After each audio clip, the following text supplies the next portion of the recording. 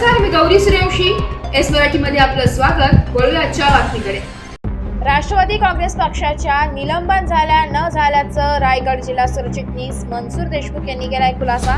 राष्ट्रवादी काँग्रेस पार्टीचा गेली 4 वर्ष सक्रिय सदस्य असून रायगड जिल्हा सरचिटणीस म्हणून कार्यरत आहे. दिनांक 21/10/2014 रोजी रायगड जिल्हा अध्यक्ष मधुकर ठाकूर यांनी माझ्यावरती घटक पक्षविरोधी भूमिका घेऊन हेतू पुरस्कार पप्पू प्रचार करत असल्याचं कृत्य जाणीवपूर्वक करून शिस्तभंग केल्यामुळे निलंबन केल्याचे एका बातमीद्वारे महाड तालुका अध्यक्ष निलेश महाडिक यांनी प्रसारित केले. माझी कोणती चौकशी न करता एकतर्फी कारवाई करून निलंबन पुढील येते महायुतीच्या सभेत तालुका अध्यक्ष निलेश महाडिक यांनी प्रसारित केले. यामुळे माझ्या निष्ठावंत योगदानावर प्रश्न निर्माण झालाय, असे पत्रकार परिषदेत बोलताना राष्ट्रवादी काँग्रेस पक्षाचे रायगड जिल्हा सरचिटणीस हे मनसूर देशमुख यांनी खुलासा केलाय. ते म्हणाले की माझी बाजू मांडण्याची संधी न दिल्याने अल्पसंख्याक समाजाच्या कार्यकर्त्यांवर अन्याय होऊन मानसिक त्रास झालेला आहे. माझ्यावर लावलेल्या आरोपाचे स्पष्ट ठोस पुरावे एका दिवसाच्या आत उपलब्ध करून देण्याचा खुलासाही मनसूर देशमुख यांनी केलाय. वरिष्ठ नेत्यांकडून योग्य तो तपासून सत्य बाहेर यावे. कोणतीही तक्रार मला प्राप्त झालेली नाही, असे त्यांनी यावेळी सांगितले.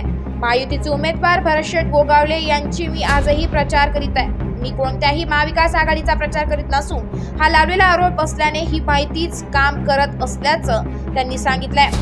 सदरच्या तक्रारीवरून माझा खुलासा व्हावा असे त्यांनी सांगितले. माझे कोणतेही राष्ट्रवादी काँग्रेस पक्षातून निलंबन झालेले नसल्याचं त्यांनी कबूल केलंय. आज या ठिकाणी त्या निमंत्रणाला आपण सर्व पत्रकार बंधू उपस्थित राहणार, याबद्दल मी सर्व पत्रकार बंधूचे मनापासून रायगड जिल्ह्याचा सरचिटणीस या नात्याने हार्दिक स्वागत करत आहे. ज्या कारणास्तव आपण ही पत्रकार परिषद आयोजित करत आहोत त्याचं मुख्य कारण असं आहे की काल दिनांक 16/11/2024 रोजी या तालुक्याचे तालुकाध्यक्ष राष्ट्रवादीचे निलेश महाडिक यांनी काही पत्रकारांना बाईट दिली आणि त्या बाईटनुसार माझ्यावर निलंबन माझं झालंय अशा पद्धतीचं त्यांनी आपल्या त्या पत्रकारांना सांगितलं. त्याच्यानंतर तुम्ही या ठिकाणी जी महायुतीची सभा झाली त्या महायुतीच्या सभेमध्ये देखील मनसूर देशमुख यांची अक्कलपट्टी केलेली आहे. त्यांनी आघाडीच्या उमेदवाराचं काम केल्यामुळे त्यांची पक्षातून अक्कलपट्टी केलेली आहे अशा पद्धतीचं वक्तव्य आमच्या तालुका अध्यक्षांनी भर सभेत केलं. आणि मग मला माझ्या हितचिंतकाचे, माझ्या कार्यकर्त्यांचे, माझ्यावर प्रेम करणारे माझे पक्षातील कार्यकर्ते यांचे मला सतत फोन येऊ लागले. फोन आल्यानंतर त्यांनी मला असं सांगितलं की मनसूरभाई, तुमच्यावर झालेला आरोप आणि तुमच्यावर केलेले हे खोटे निलंबनाची कारवाई याबाबत आपण खुलासा केला पाहिजे, अन्यथा आपल्याला या तालुक्यामध्ये फिरायला फार अडचण होईल. त्यानुसार मी आपल्या पत्रकार बंधूंना आज या ठिकाणी निमंत्रित केलेलं आहे. वास्तविक पाहता मी रायगड जिल्हा राष्ट्रवादी काँग्रेस पक्षाचा सरचिटणीस म्हणून गेली 4 वर्ष कार्यरत आहे. काम करत असताना मी झोपून आदरणीय आमचे नेते सुनील तटकरे साहेब यांच्या नेतृत्वाखाली काम करत आहे.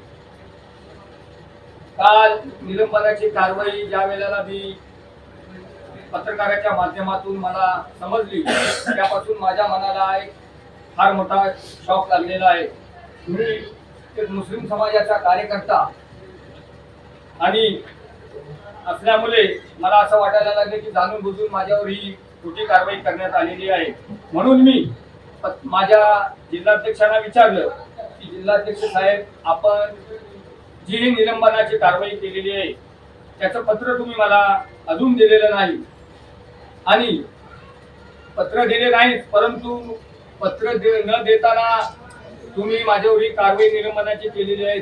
मी जिल्ह्याचा सरचिटणीस, माझं जिल्ह्याचं 2 नंबरचं पद असताना देखील आपण माझ्यावर निलंबनाची कारवाई करू शकत नाही.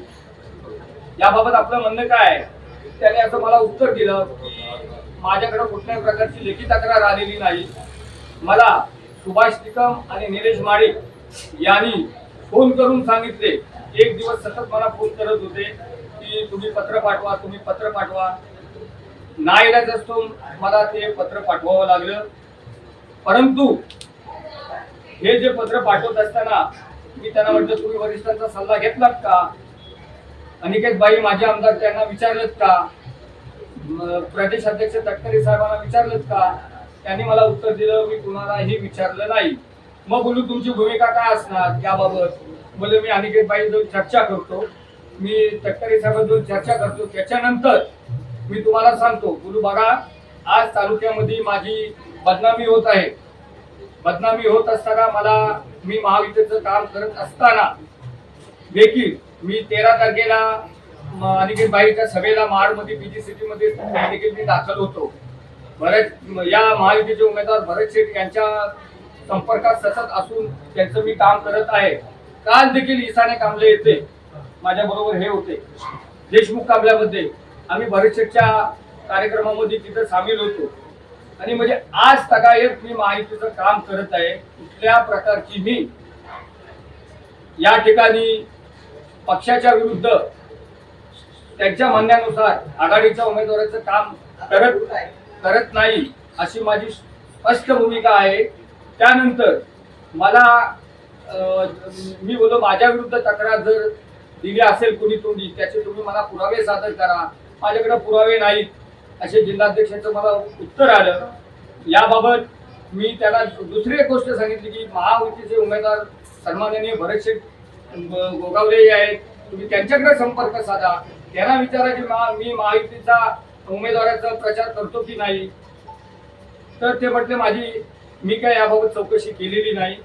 आणि आता त्याने असं मला उत्तर दिलं की मी याबाबत तुम्हाला काल संध्याकाळी त्याने मला असं सांगितलं की मी तुम्हाला सकाळपर्यंत याचं उत्तर देतो. परंतु त्यांनी मला सकाळी 10-10:30 वाजेपर्यंत मी त्यांना फोन केला, त्यांचा माझा संपर्क झाला नाही. म्हणजे त्यांनी फोन उचलला नाही. नंतर त्याचा 11 वाजता मला परत फोन आला. मनसूरबाई या ठिकाणी मी अनिकेत बाईंजवळ चर्चा केली. बाईंनी असं सांगितलं, तटकरे साहेबांनी असं सांगितलं की बाबा आता निवडणुकीचा कालावधी आहे, आपण निवडणूक झाल्यानंतर याचे कार्याध्यक्ष म्हणून सुभाष केकाने यांच्यामार्फत मी चौकशी सुरू करणार आहे. तेव्हा आपण आज पत्रकार परिषद घेऊन आपण आपला खुलासा सादर करावा अशा पद्धतीचं त्यांनी मला सुचवलं. परंतु माझं एकच म्हणणं आहे, या तालुक्यात काम करत असताना जे दिनेश माडिक तालुकाध्यक्ष यांनी जे वक्तव्य केलेलं आहे ते खोडसाळपणाने वक्तव्य केलेलं आहे.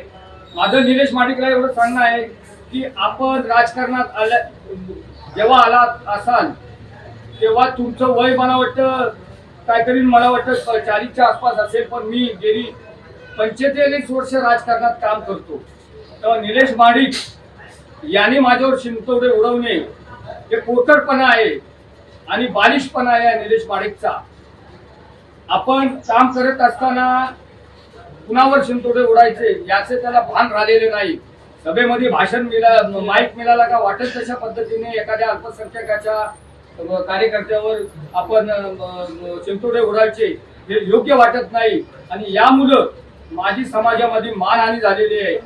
एस मराठी न्यूज साठी प्रतिनिधी नितेश लोखंडे, महाड. अशाच नवीन ताज्या घडामोडी जाणून घेण्यासाठी आमच्या एस मराठी न्यूज चॅनलला लाईक करा, शेअर करा, सबस्क्राईब करा आणि बेल आयकॉनला क्लिक करायला विसरू नका.